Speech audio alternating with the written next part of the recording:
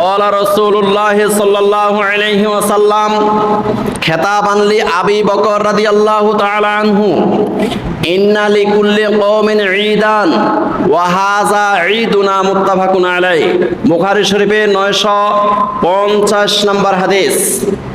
রাসূলুল্লাহ সাল্লাল্লাহু আলাইহি সাল্লাম হযরতে আবু বকর রাদিয়াল্লাহু তাআলা আনহুকে খেতাব করে উদ্দেশ্য করে বললেন, হে আবু বকর রাদিয়াল্লাহু তাআলা আনহু, শোনো, ইন্না লিকুল্লি কওমিন ঈদান, প্রত্যেকটা কওমের এক একটা ঈদের দিন ছিল। ইন্না লিকুল্লি কওমিন ঈদান, প্রত্যেকটা কওমের প্রত্যেকটা জাতির এক একটা ঈদের দিন আছে।